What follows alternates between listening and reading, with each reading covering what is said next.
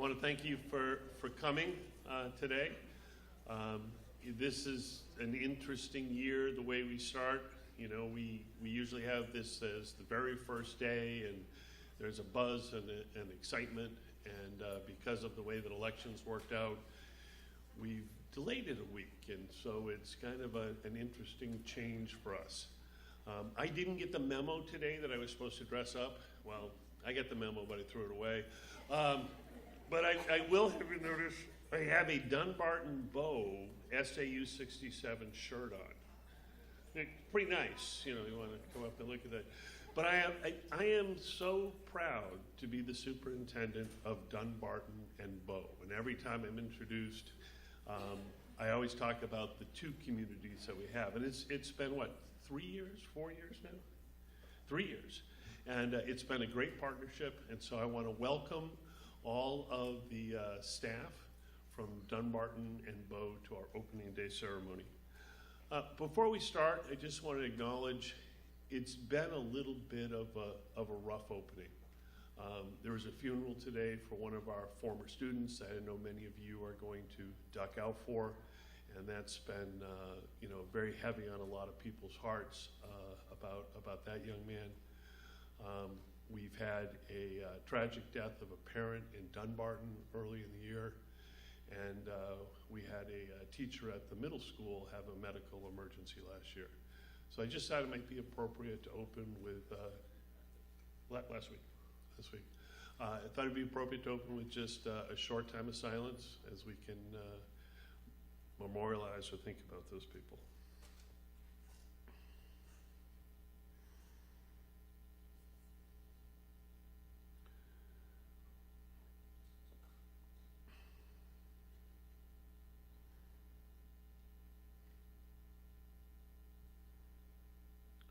Thank you. We're going to start with our recognition ceremony, talk about people who have attained certain levels of achievement. We do have here some members of the school board, Robert Loof from School Board of Bow, and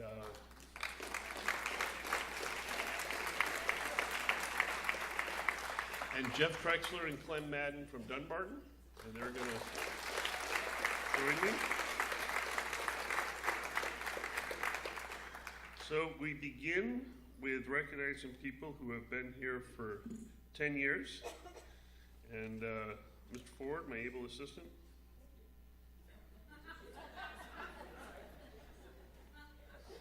No problem. I'll get you later. So let's begin with 10-year service from Bow, Mary Lynn Aurelio. Go on, Dan.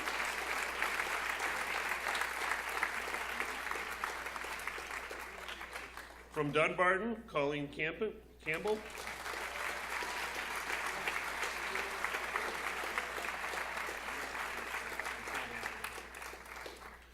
From Bow, Pat Coburn.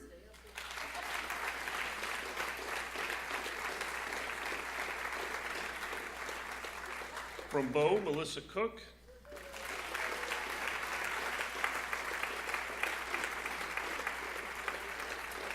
From Bow, Kate Estefan.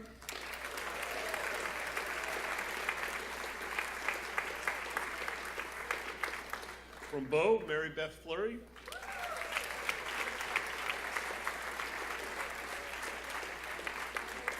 From Bow, Rosemary Ford.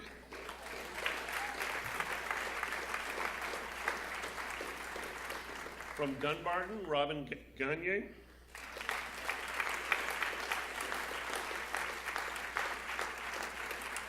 From Bow, Dr. Sherry Hatfield.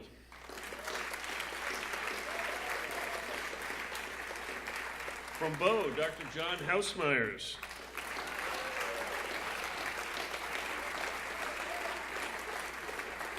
From Bow, Diane McCulley.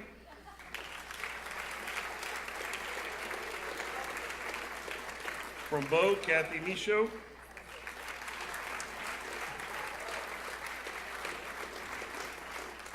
From Bow, Danny Monahan.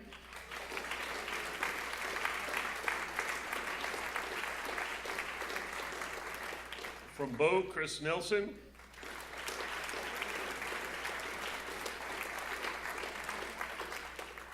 From Bow, Katie Pelletier.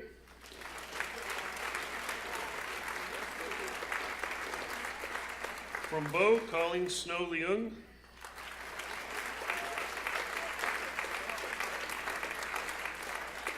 From Bow, Amy Turley.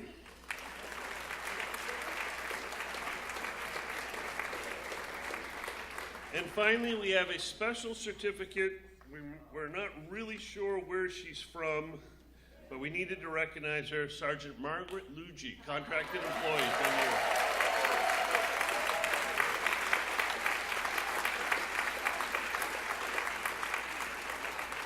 All right, did we get this picture? Who's taking our picture?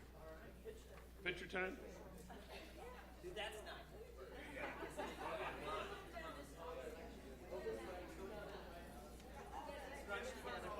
Not many tall people here.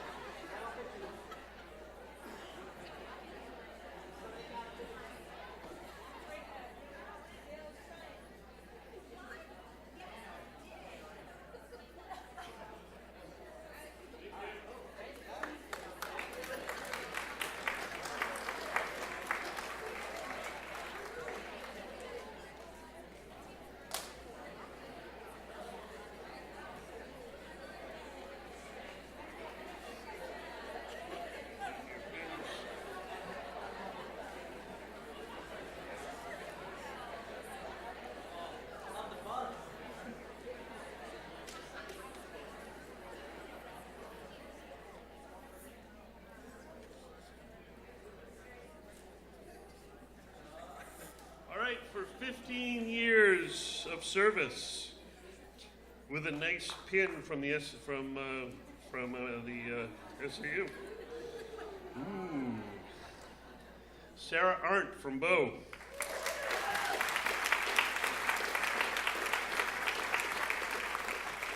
Brenda Barth from Bow.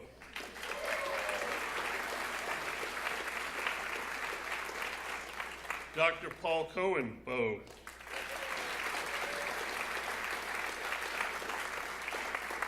Mr. Bill Dodge, Bow.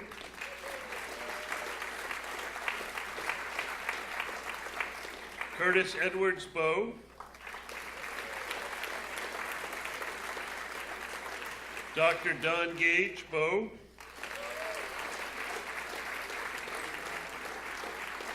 Candace Harrison, Dunbarton.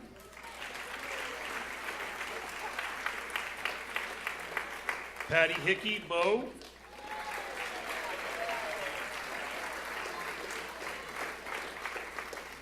Suzanne Percy, Bow.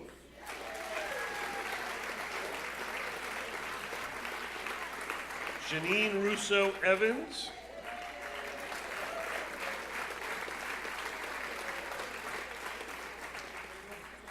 Adina Silfies, Bow.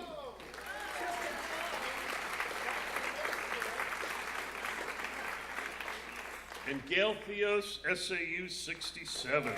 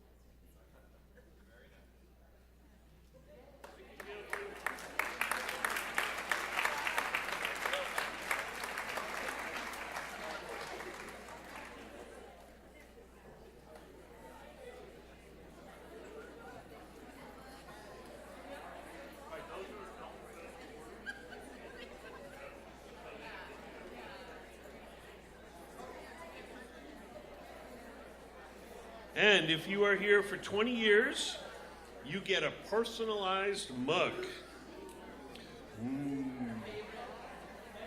Favorite beverage mug. All right, so from Bow, Kim Bryant, 20 years.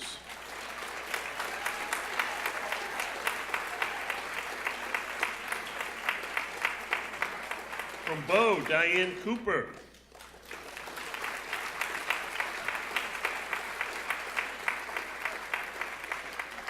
From Dunbarton, Donna Deschanel.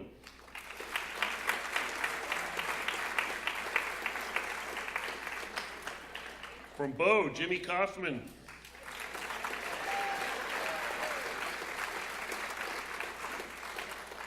From Bow, Fran Ladd.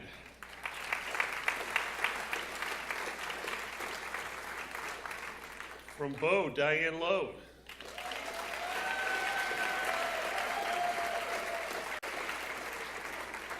And from Bow, Sue Priebus.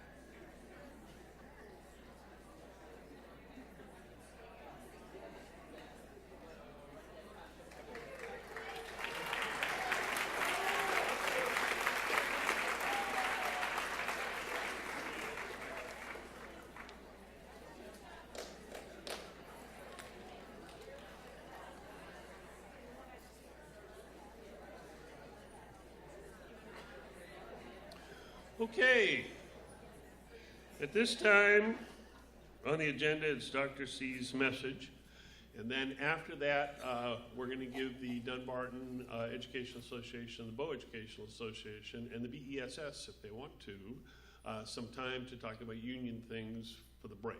So after my speech, we'll ask that the union people come down. You're welcome to stay. In fact, I encourage you to stay and hear the message from the unions, and then we'll have that before break, and then we'll go on with the rest of the agenda, where Don actually gives the keynote. I just give a message, but that's the way it's been going.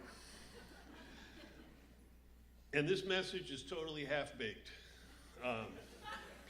I tried to fully bake it this weekend, but there were fish to catch, there were little white balls to go chase, and just didn't get around to it. What does it mean if you've been here 10 years? How come I didn't get a 10-year certificate?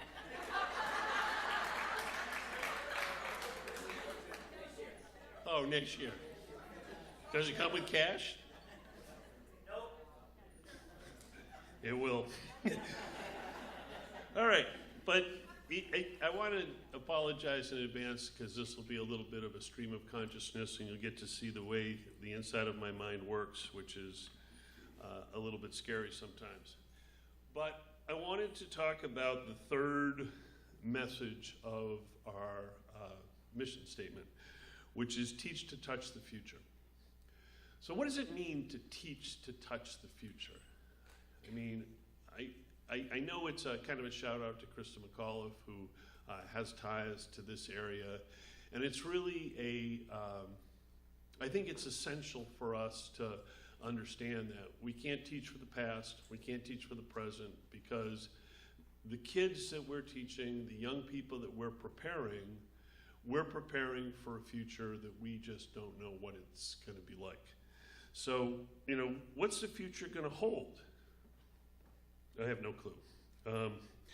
But I have watched some movies, and I stayed in Holiday Inn last night. No.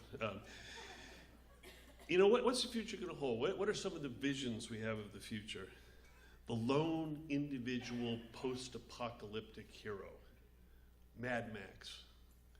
I love Mad Max, especially the original.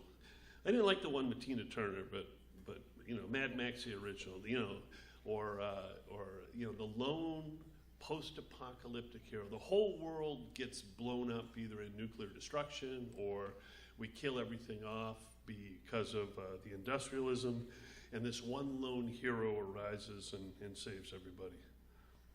All right, that's a view of the future, kind of dystopian. Hey, English teachers, did you like that? Dystopian, right? We teach the dystopian novel. The kids seem to like that dystopian novel. All right, how about another one? The Big Brother, all-controlling government, 1984. Remember the old Apple ad? I'll get back to that old Apple ad. Remember the old Apple ad when the Mac first came out? And they're marching in, choo, choo, choo, choo, and they're marching in like it's the 1984. And then this lady comes down, this woman comes down with a big hammer and throws it into the television screen and blows it away. That was the introduction of the Mac computer. We'll come back to that. Or the big controlling mega states. Is that what the future holds? That we're going to be controlled, governments will go away, the rise of the large corporation, and the movie that I remember is Rollerball. Again, the original Rollerball. Jonathan. See how old I am? All the young people are going, what the heck's he talking about? Are those movies? They're not on my Netflix streaming thing. No, they were movies. I actually had to pay for a ticket, go out and watch them on the big screen. So the thing I want to focus on today is not so much what the future will hold, although I've been doing a little reading about some of the things that are happening. But really it's the development of the personal computer and the smartphone. Because I see that as a real paradigm changer in the world and also a paradigm changer in education. And I want to just ponder a little bit this morning, what does that mean for our students? What does that mean as it impacts our society? What does it mean that for us as educators? I mean, I was thinking about it. A couple years ago, Roy said, hey, if we stop supporting these labs, we can put a computer in every single student's hands. Really? And that was the start of the one-to-one Chromebook initiative. So we're like halfway down the line of putting a personalized computer. Okay, it's a Chromebook, but it is a personalized computer, right? It has access to the internet and so forth. But we want to put that in every student's hands. What does that do to our paradigm of education? How does that change fundamentally how we address our work and how we go forward? And so I just started thinking about that in between catching fish and other things like that. But I started thinking about that and pondering about that. And I thought about my own family. I have 4 children, 2 sets of 2. We had Nora and DJ when we were young, like we got married, and 10 months later we had a baby. Wow. And that was like when I was like 23. And then we had DJ right away. And then we waited a while, not necessarily our choice, but some time elapsed. And then we had Ian and Carter. And as they grew up, they experienced 2 very different childhoods, because the evolution of the smartphone, the evolution of everyone having a phone, really happened between my 2 sets of kids. Nora and DJ grew up and they were readers and they were all about books, and we had the VCR player, and remember VCRs? Yeah, we had the VCR player, and I watched all the Disney movies with my children on the VCR because we had to actually buy the tapes and so forth. And but they got smartphones when they were in late high school, maybe. Not even smartphones. I mean, they got mobile phones. The old, remember you had it looked like a walkie-talkie almost. That was my first one. And then you had the flip phone. It's like, how cool was it to have a flip phone? And then the BlackBerry. Remember the BlackBerry? Oh my God, that was my favorite phone ever because you could actually touch the buttons. And I was, Blackberries were cool. But they got like mobile phones when they were in late high school, and maybe flip phones, and maybe smartphones like when they were in college. But my two younger ones, Carter and Ian, were definitely totally engaged in their phones and totally engaged in their screens as they came up through like high school and junior high and high school. And I see them very differently. I see that the way that they've grown up, the way that they interact with technology, the sort of things they do, and the sort of way they think are very different from each other because of the influence of technology. So I started thinking about the paradigms of work in education. You know, what are the big paradigms of the way that things have happened? And, you know, I came up with kind of like three evolutions. You know, you think about before the Industrial Revolution, you had the era of the craftsman and the guild. And we produced goods individually, we produced goods for in small groups of people who got together, trained with each other, and passed on their craft, and every piece that was produced was almost a work of art or an individual production. Then along came the Industrial Revolution and the rise of the assembly line in the factory, and we got into mass production.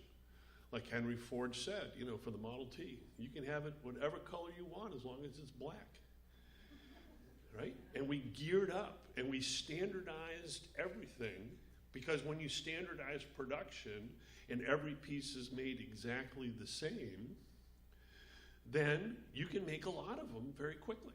I mean, think about how we won World War II by outproducing the other countries that were in the conflict. And mass production helped us do that. And mass production brings the factory model of education. And the factory model of education served us well. Build your schools with long rows, put classrooms on either side, put one centralized administrator in there, have the same curriculum, teach kids how to obey rules, because in the factory you got to obey rules. Teach kids how to do the same thing over and over. There's one right answer, and you need to come up to it. There's standardization. You know, at the time, the factory model, we had to respond. We need to Americanize people. We need to make things standard. We need to make people the exact same way, and that worked. I mean, we had great factories and great education. And now we're in the middle of a paradigm shift. And I see the driver of that paradigm shift is the introduction of the personal computer, and now computer adapted processes and distributed production. I mean, I think about that commercial, you know, when the Apple Macintosh was brought into play, and the whole Apple line of inspiring creativity and breaking away from the standardization. Let me tell you a little bit about my history with computers. I started out in, I think it was 9th grade, and we had this big box that looked like a huge adding machine, and we put little punch cards into it, and we programmed it how to like add and subtract. And we thought, oh my goodness, this is just so cool. Look, we have a machine that we can program to add and subtract. Then, because I was an advanced student at Littleton High School, that's not saying much, but I got access to the TRS-80, which was a Radio Shack produced computer that you were able to record your programs on a cassette player. And we programmed the little turtle to move around the screen. And we thought, oh my God, isn't this cool? Then we went home and played Pong on Atari. Remember Pong? Boink, boink, boink. And we thought, oh my God, isn't this cool? And then I went to college and I got my first Macintosh. And I could change the script. I could change fonts of stuff that I was writing in. I mean, that was a humongous change in computing. No longer did I just have because I wrote most of my papers in college on a electric manual typewriter. And now I could change fonts, make them bigger, make them smaller, you know, and all those sort of things. And then, of course, you know the rest of the history. You went on to bigger and bigger computers, but then you went into smaller computers. I mean, right now, I've got more computing power right up here in this district-owned iPhone that, I got a camera in here, I got access to the internet. Most times I can get access to the internet. I've got all sorts of programs, I've got weather apps. I mean, it's an amazing amount of power, and it's always in my pocket. And I'm always reaching for it. Anyone else do that? Or you think it buzzes? You ever get phantom buzzes? Oh, no one wants me. No, I'm okay. Everything's good. And I started to have a biology background. I was going to be a medical doctor, like a real doctor, growing up. And I went to school, and genetics dissuaded me of that idea. But I did train in biology, and for a biologist, you think about the environment and genetics, nature versus nurture, and you think about, why are people the way they are? Why are organisms the way they are? Well, part of it is genetics, part of it is your base DNA, and part of it is the environment that DNA expresses itself in. And there's an interaction of those two, and the environment can change the DNA, and sometimes the organism can change the environment, and there's an interesting connection between those. It's the old nature versus nurture. And so I started thinking about, what is this new computing environment doing to our kids' brains and our kids' personalities? I mean, we take it for granted that, people have this in their hands. And if they don't have this in their hands, guess what? They're going to come to school, and we're going to hand them a Chromebook. And we're going to say, here, this is how your education happened. It happens through this machine. That's going to have an effect on biology, eventually. I mean, it's going to take a little bit of time. But, when you look at the sci-fi movies, in the future, people have really little skinny soda straw arms and really big brains because, we're going away from manual work in their brains, and eventually that adapts. So I started thinking about this, and there were two big themes that I'm going to look at: coherence and fragmentation, and the collective versus the individual. So the first thing I want to talk about is attention. Attention. The computer parses our attention very differently. And I was challenged a couple years ago. I read a book about attention. And in the factory model, we had to train people to pay attention to single tasks for a long period of time. If you're going to sit there and screw the one bolt in for 8 hours a day, you need to do that, and you need to do it correctly, and you need to be able to concentrate on that single thing and be focused for long periods of time. And that's an important skill to have, and people who have that, I don't, but people who have that skill, like Dwayne, I really appreciate that. And my wife, who's a hospital pharmacist, who can, concentrate and pull up those great pigs. But I read this book, and there was a classic, it was called Seeing the Gorilla, or that was the side title of it, was Seeing the Gorilla. And it talked about this classic psychological experiment. They got a group of people together, and they showed them the movie, and there were a bunch of basketball players, some dressed in white, some dressed in black, and they were passing a black basketball around. And what they asked the people in the audience to do was to count how many times a white basketball player passed the ball to another white basketball player. So it was a task that took intense concentration because there's a number of basketballs, a number of people weaving around, and you really had to focus in on those white basketball players passing to each other. Well, at the end of the movie, they asked the audience, "Did you see the gorilla?" And people were like, "No, I counted up the number of times the basketball was passed white to white." Well, in the middle of the movie, this guy in a gorilla suit walks through, dancing along the way. And people who were able to see the basketballs passed missed the gorilla. And it's not so much that we have less attention now, but we may have to parse it differently. Is ADHD a disease, or just a different way of looking at the world? I've read some articles talking about, you went back in a society where we lived closer to nature. Maybe we were hunters or gatherers, or maybe just hunters. Attention had to be much more distributed. You had to be much more aware of all the little different things in your environment, and you had to filter out a lot of keys and parse and select what you wanted to concentrate on. Well, think about what the computer does for us. Think about how that is going to parse people's attention differently. I don't know about you, but I don't do single things anymore. And I know there's no such thing really as multitasking. The brain can only function at one thing at a time. But rapidly switching from thing to thing to thing is maybe what attention really should be about now, instead of concentrating for a long time on one thing. Or maybe really what the book was about is you need both. You need the ability to concentrate and be able to look at things, but you also need the ability to quickly shift paradigms and so forth. I was thinking about this morning when I got up and how my attention was parsed after I had my coffee, of course, because the first thing, coffee, single-minded focused attention on that. But then I get up, I was reading the newspaper, I was reading Sports Illustrated, I was checking my phone and talking to my wife all at the same time. Reading the newspaper, reading Sports Illustrated, checking my phone and talking to my wife.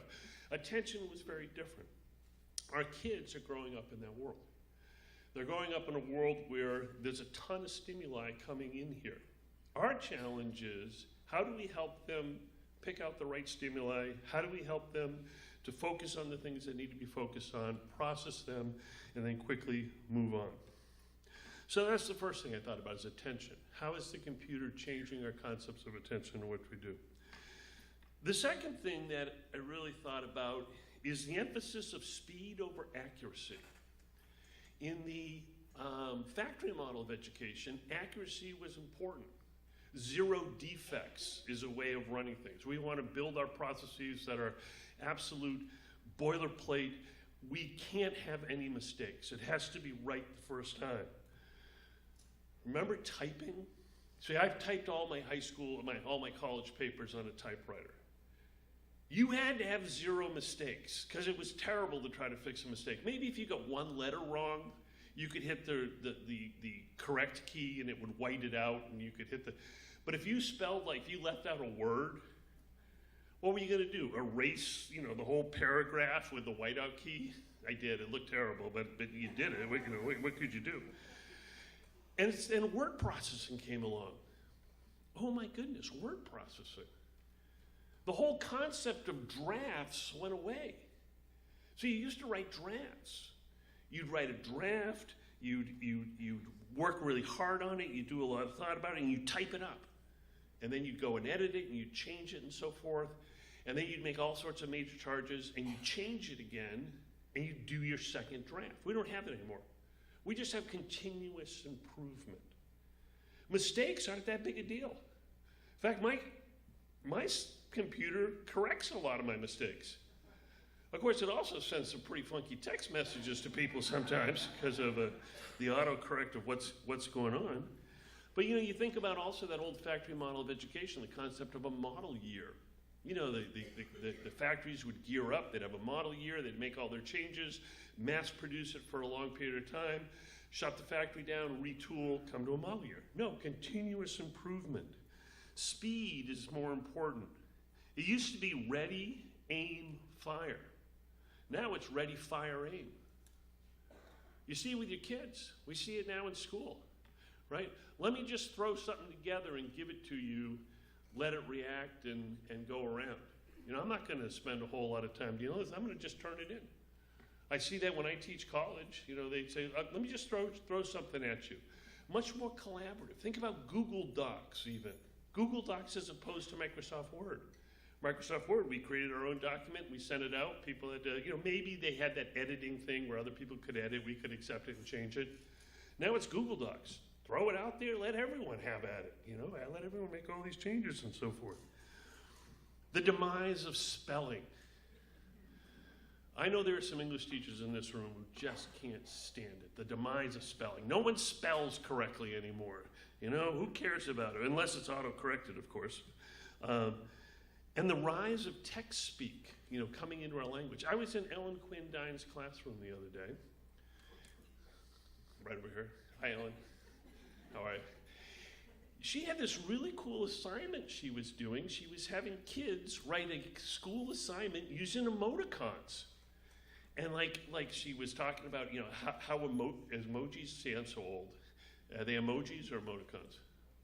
Emojis? What's the difference between an emoji and an emoticon? You don't know, huh? The emoticon was what we did in the dark days, like colon, dash, parentheses. Right? Now you have hearts, you have people crying, you have, I don't know. But she had the students writing papers using emojis and emoticons. Not even the English language anymore. I mean, think about how that's changing the way people communicate and the way they talk.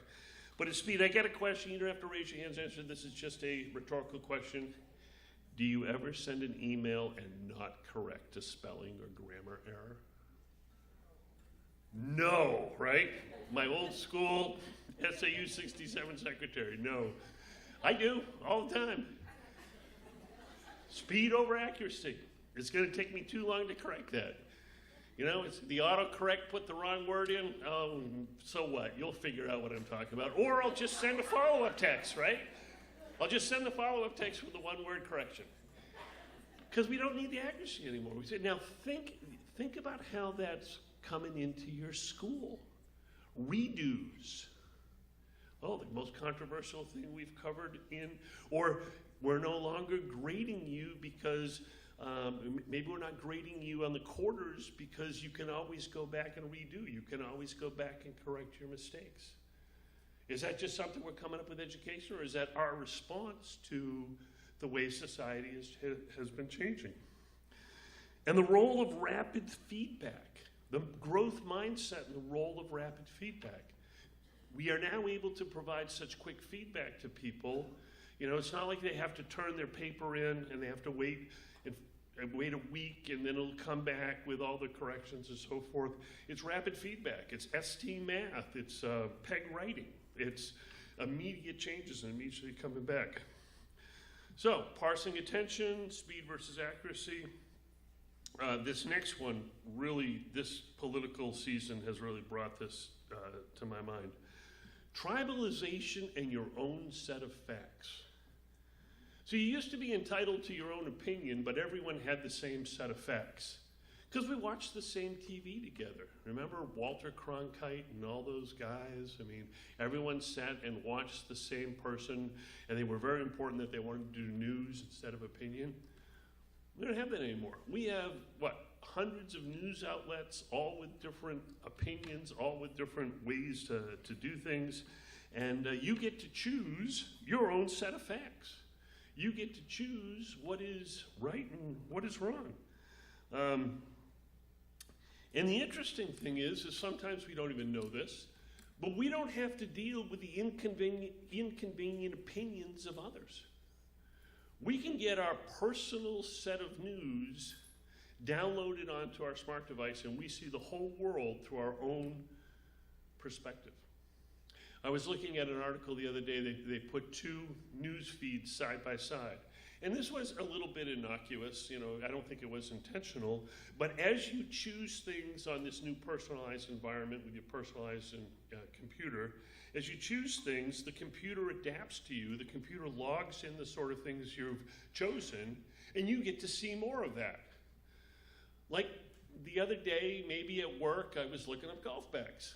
I mean, maybe it was during work, maybe it wasn't, but I was buying a golf bag and I wanted to look it up on and see what the golf bag was and what the features were and so forth. So I spent a few minutes looking up and researching the golf bag. And now every time I go on Facebook or Amazon, the ad pops up for the golf bag. How'd they know? And I wish they'd know that I already bought the golf bag. I don't need to see it anymore. But if you look at how your computer is adapting you and how your feed is, and so what this article showed is two different news feeds. They showed a person who was maybe a little left-leaning, maybe it supported Bernie Sanders, and because of the articles they had chosen to go to, the stuff they had chosen to read, their news feed, their actual feed that was coming from like a Yahoo page or a Facebook page or one of these big content providers was geared toward that side.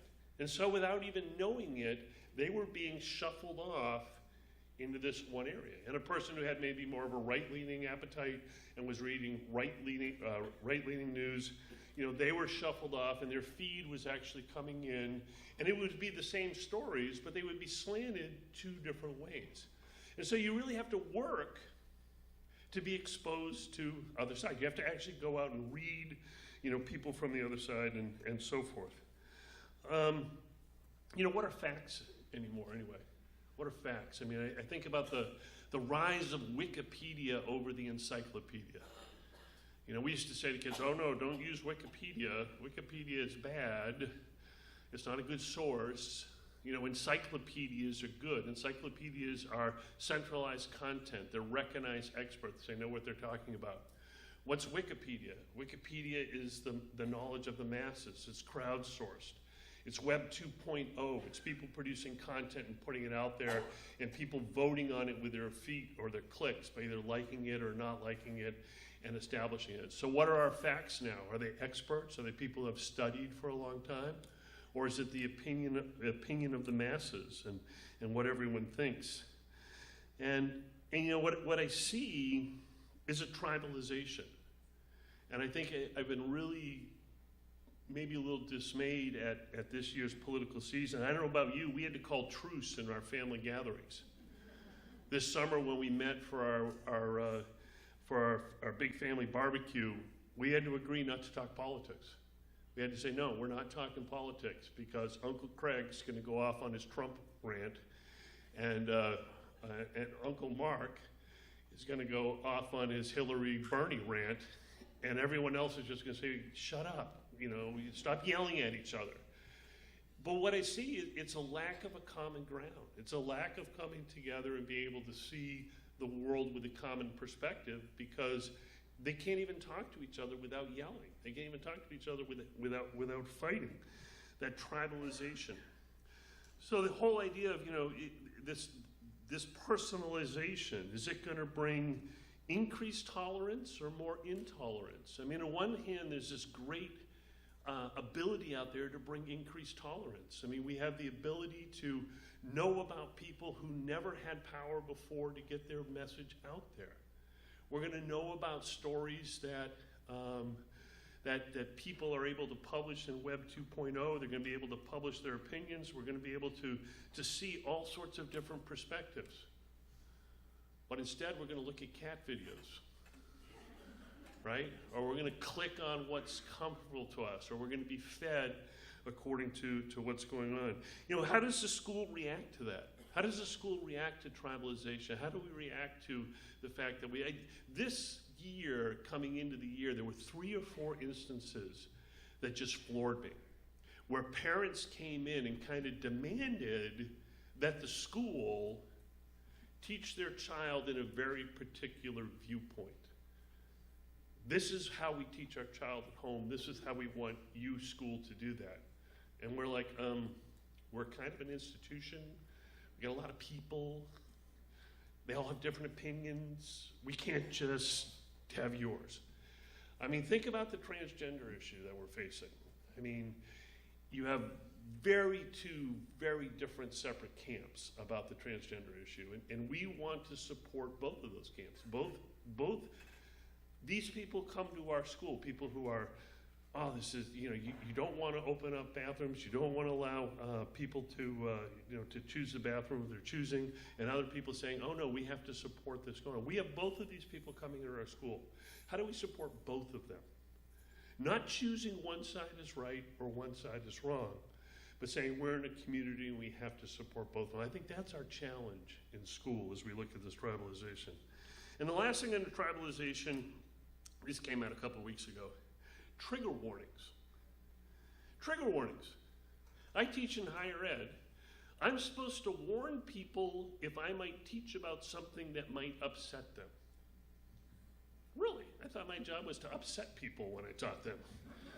You know, back when, in the old days when I actually read books to be educated, Neil Postman came out with teaching as a conserving activity. And then he had the opposite one, teaching as a destructive activity. And it was like, you know, what are we? Are we to challenge the status quo and get people to think about it? But trigger warnings.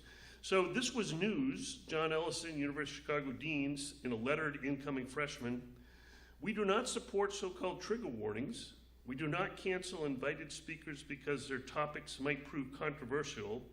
And we do not condone the creation of intellectual safe spaces where individuals can retreat from ideas and perspective at odds with their own. And it kind of made me think, is this where we've gotten to? I mean, when I went to university or I went to college, the whole point was is you were going to be challenged. You were going to have viewpoints outside of your own. You were going to learn that everyone doesn't think like you, and your own thinking was going to be challenged and move on. Have we gotten to the point with mass personalization that we have to actually warn people? Warning, warning, your paradigm may be upset. There may be people who think differently than you. I know that you're used to clicking on and creating your own world, but it's different. And that brings me to the last one, the lived experience versus virtual reality. We're giving everyone a Chromebook. Does that mean that the virtual world is more important? In my own life, have I really experienced something if I haven't taken a picture and posted it on the web? Right? I caught a couple fish the other day. And I was out there fishing. I said, I got to take a picture of it and post it on Facebook. I wasn't enjoying catching the fish. I was enjoying taking a picture of catching the fish and posting it on Facebook. Which is more important, my lived experience or my virtual experience? Ever been to a wedding or a graduation or so forth, and you see all those people, right? They're there, and this great thing is happening, and they're videoing it. In fact, I went to a wedding the other day where there was a little announcement in the, please do not take any pictures or videos. We want you to fully experience the event as it happens. And I was nervous. I kept going, I'm not going to have a picture of this. If I don't paste it on Facebook, it didn't happen. I won't get any likes. Is a Facebook friend really a friend? I don't know. What does it mean to be part of a community?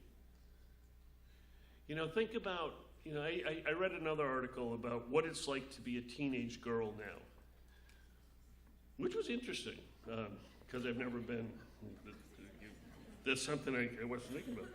But it was talking about her world and how so much of it was tied up in the social media and so much of tied up with likes and unlikes, and how, you know, she'd get up in the morning, she'd put her outfit on, and she'd take a picture of herself, and she'd post it out there, and she'd see how many likes she got, and see how many people were commenting and so forth. And her world was wrapped up in this virtual community.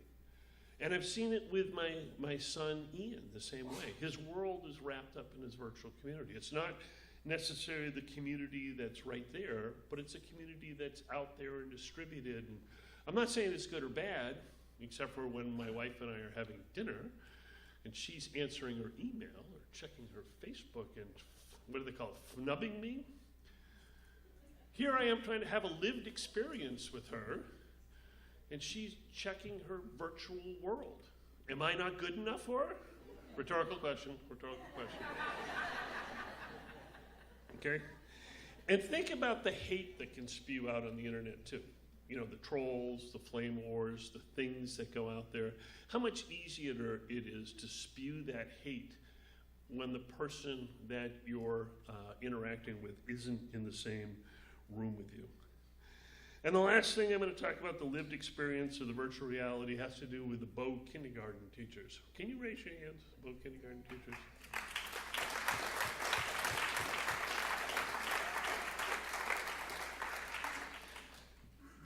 I was in their room talking with them, not the room, I was in one of the rooms talking with them, and they were talking about what their year has been like this year.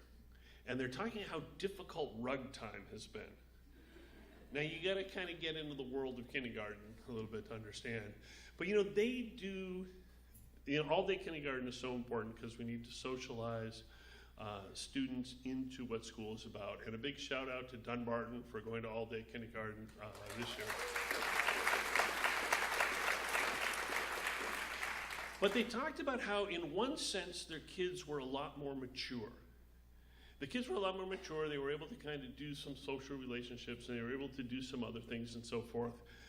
But man, were they not retarded? That's a bad word. They were delayed in being able to do rug time, to actually sit down together on the rug and interact with each other and not touch each other and respect each other's space and crisscross applesauce and all those other things that they do and keep them going.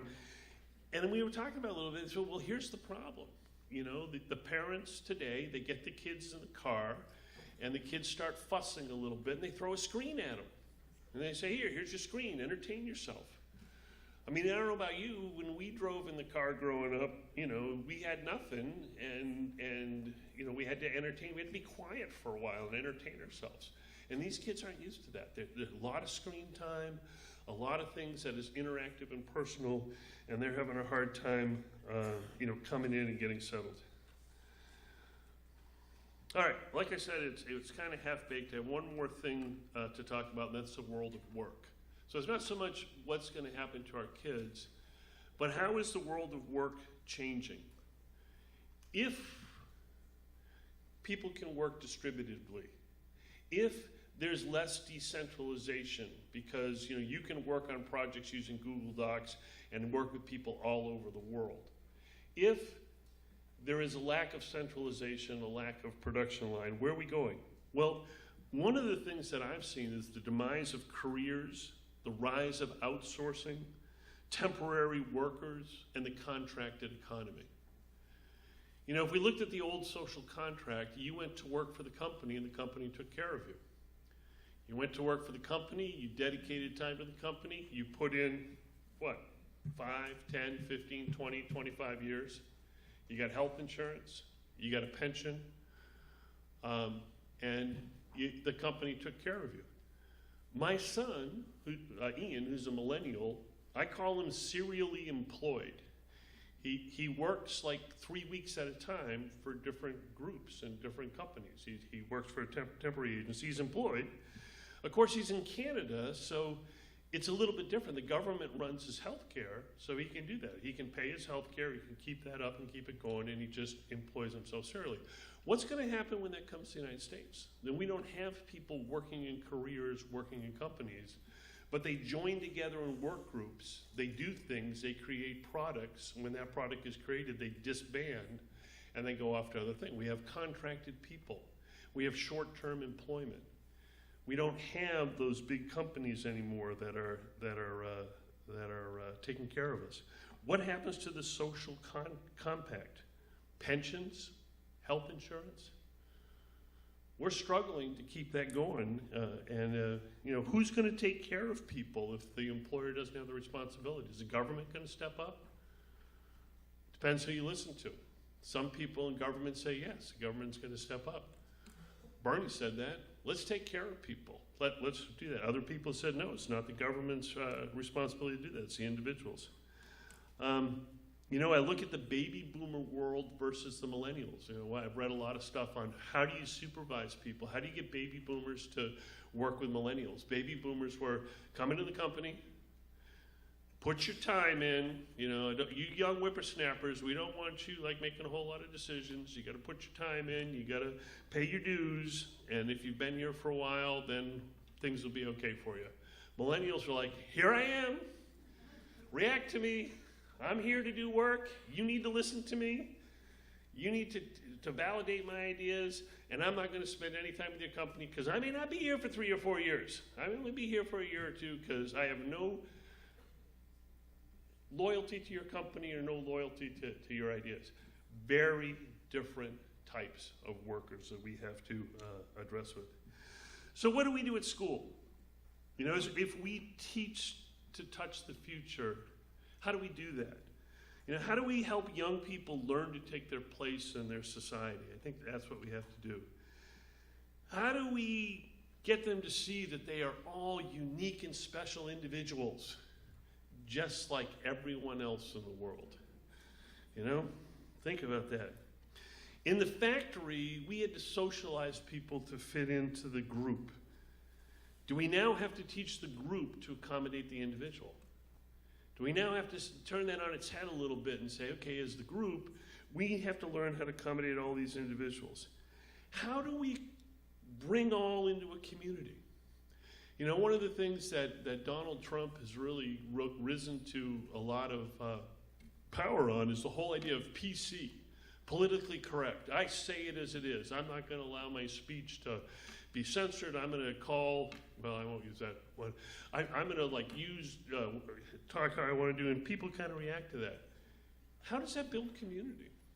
I mean, how do we build community in a world like is it political correctness? Is it being okay and making room for everyone in there? Or is it something different? I mean, to me, I've found nothing is as intolerant as forcing people to be tolerant. You know, and it's a hard thing. How do we create a community that allows all in there without enforcing this idea that everyone has to be so totally tolerant and so accepting that you can't have ideas anymore? And I think that's what people are reacting to. People are reacting to the PCism or the government coming in and saying, I'm not going to accept your ideas, I'm not going to accept who you are, because I have to accept who someone else is. And I think that's what people are reacting to. So our challenge is, how do we get beyond that? How do we get people to see the individuals? How do we get people to build a community so that we can live together? Because I guess we're going to get more, you know, that whole idea of coherence versus fragmentation. We're going to get more fragmented. I mean, you know, it's going to be more mass personalization. Production is not going to be centralized. It's going to be distributed all over the place. How do we get people to live in community? The fragmentation versus coherence. You know, the individual versus their community. I think those are the things we have to think about as we move forward. So, like I said, this was kind of a half-baked speech. They were just ideas that have been floating around in my head. I think Don's going to come in and talk about our other two mission statements, care for each person every day and focusing on learning. But as you teach to touch the future, I hope I've given you some food for thought today to think about how the paradigm shift is going. I read a really, really great book. It was called The Structure of Scientific Revolutions, and it talked about paradigms. And what happens is paradigms is a way of thinking. And you get an established paradigm, and everyone kind of agrees with the paradigm, and everyone thinks the same way, and it works. And then you get a rapid change in ideas, a rapid change in the way things happen. There's an unfreezing time, and then a new paradigm is established. And in the book, he talked about the geocentric and the heliocentric way of thinking. In the geocentric way of thinking was the Earth was the center of the universe. And for a long time, that was the paradigm.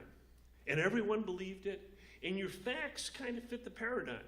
There were some astronomers out there who saw some funky things going on, and they had to propose retrograde elliptical revolutions of certain planets and so forth, because they were fitting the facts that they saw into the paradigm that was there. And then there was an unfreezing of the paradigm. Well, it came with a little bit of torture, a few people being burned at the stakes. But that's what happens when a paradigm unfreezes, because people are they're used to the old paradigm. And it unfreezes, changes rapidly, and then we came to the heliocentric view of the universe, that the sun is the center of the universe, and that's the one we've been operating in. Think about where we are in education. We're in a paradigm change. The old paradigm was the factory model of education. And there's a lot of that still going on. Testing, standardization, zero defects, all those sort of things. A lot of that is happening. We're in the paradigm shift, the paradigm change. You're probably like, where are we going? What are we doing? What the heck's a competency? Why are we doing competencies? You know, why are we developing rubrics for assessment and so forth? We're in the middle of a paradigm shift. We're in the middle of change. It's unsettling. Maybe some of you want to burn somebody at the stake. Maybe it's me, you know. it's like it's hard, but the paradigm's going to shake out eventually, and hopefully what I would try to do today is try to just bring about a little bit of thinking about what that may be like. But I'm also just going to harken back to the greatest generation, which was the generation of my parents in World War II. And he said, where's he going with this? It's just kind of crazy. They were the greatest generation because they had a common problem and a common issue that they needed to solve. But the interesting thing about their culture, they lauded the average Joe. In fact, G.I. Joe comes from the comment of the average Joe. You didn't want to be too high. You didn't want to think too much of yourself. You were just an average Joe. That's what you wanted to be. You didn't want to be the leader. You didn't want to be you're just the average Joe. It was kind of the celebration a little bit of the individual. And the other thing they knew the field manual backwards and forwards. They had the field manual with them, and they knew their content. They knew their stuff. And you remember like Saving Private Ryan, when the tanks are coming in and they need to address them, and Tom Hanks is like, yeah, we're going to make a sticky bomb. And they're like, a sticky bomb? Yeah, it's on page 55 of your field manual and blah, blah, blah. But what happened in implementation is it got FUBAR'd. F up, beyond all recognition. That's what FUBAR stands for. It's a World War II term. And what happened is they knew the field manual backwards and forwards, but in the actual implementation phase, they were small groups of people working together solving problems. Adapt, improvise, and overcome. Yeah, they had the hierarchical structure, they had all these things, but eventually it came down, and this is why, one of the reasons why America won the war, is people were able to make decisions in small groups and validate, the opinions and contributions of everyone to the decision making. Not totally, but if you look at that, that's what happened. And I see that that's kind of where we're going back to. In an era of mass personalization, we need to get groups of people together. We need to validate and accept the contributions of a wide variety of people and work in those small teams to produce the things that we need to produce to move forward. That's where I see us moving in education. I mean, you can argue, every single one of the Republican candidates for governor is against the Common Core. And I'm like, why? Why? And I understand we don't want federal government intruding on us, and we see that as an intrusion. We don't want that centralized part. But I see the real power in education in this room. I don't see the Common Core as this federal imposition of what we need to do in education. It's the field manual. It's kind of our standardization. It's okay, here's a framework that we can work from. Here's some common ideas that we think have worked in the past, and we see that as work. But you know what? You, individuals, make the decisions. You decide what's going to be taught in your classrooms. You write competencies. You write local assessments. Yeah, we're going to keep taking the SBAC and the SAT. Yeah, we are, but New Hampshire's moving forward with pace. Some places have even thrown off that whole thing and said, we're going to do it a local assessment. So what I see is the Common Core is a good thing. It provides a standard, but we're not going to be lockstep implementing it.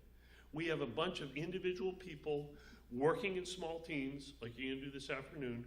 You're going to make decisions that adapt that and personalize it to what our students need. Anyway, thanks for listening. It got a little bit more baked as it went on.